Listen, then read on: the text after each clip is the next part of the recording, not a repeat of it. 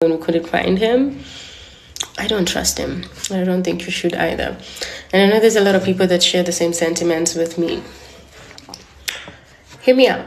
So, best friends with Saitoti, just for context, as to why I don't trust him. And after Saitoti's passing, he threw his weight behind Uhunye and Baba Shelin, which was in 2013, right? This guy's won the election, and he was actually very pivotal for brokering the deal between Uhunye and Baba Shelin, which gave birth to the Jubilee Coalition, right? In 2017, during Uhunye's second tenure, he geukad the same idea he gave birth to, he geukad it. How do you suddenly stop believing in your own ideas, right? Like, you gave birth to a child and all of a sudden, 5 years later, you want to abandon them. A child that you told us is the best for everybody, right? So in 2017, he threw his weight behind Raila Odinga. Strange, right? Him and Ogwambo give me the same vibes. Whoever called Ogwambo a political prostitute should have said Wanjigi is the same. Yeah? That is in 2017. They had a huge falling out with Uhuru. It was public, right? Which coincidentally, there was an obituary on the Daily Nation with Jimmi Wanjigi's face on it, and name, and everything, which looks like an aliving threat, right? And then 2017 he's with Ogwambo, right? 2013 he was with Baba Shelin and Uhunye. And right now, he is against Ogwambo and Baba Shelin. When did he have a falling out with Ogwambo? When did this happen? Is this man just an opportunist? Is this man playing with our minds? I mean, this man has always been with the ruling elites.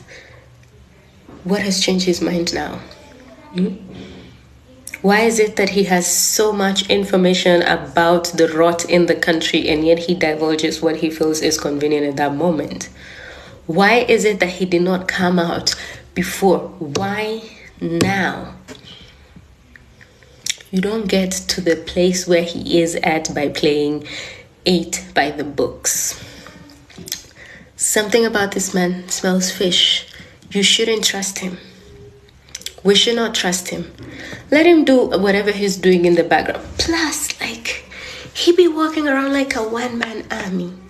In this country, no one commands such power. Even the president himself knows when to walk with his security. Something about this man just doesn't add up. Everything about this man doesn't add up. Let me just put that there. And honestly, I think you would be very gullible to trust him. Don't listen to what he's saying just because it sounds like what you want to hear. He's never been for Kenyans. What changed his mind all of a sudden? You know? What made him change his heart right now? Or isn't it just another political stunt? Isn't it just another clownery situation where they all, have you seen what Baba Shelin is doing? He's running around as a sitting president campaigning, trying to sanitize himself. Somebody told me something very interesting.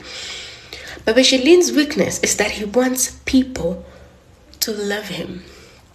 He wants to feel loved and adored and, people relate to him and all that kind of shit. If you deny him that, there's a chance he might spiral and just everyone in the country. But if you deny him that, you've denied him his power, because his power comes from the adoration that we give him.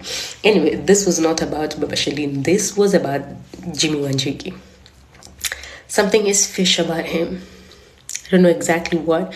So the fact that he's always shifting boats and jumping from this one and this one.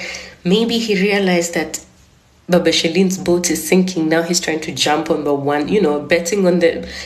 He's a businessman, right? So yeah, betting on a dying horse just doesn't make any sense. However, that means he was jump out of the Gen Z ship immediately, without notice and without giving a shit, to the next best, biggest, flashiest ship there is, or boat. I don't trust him. Something is bothering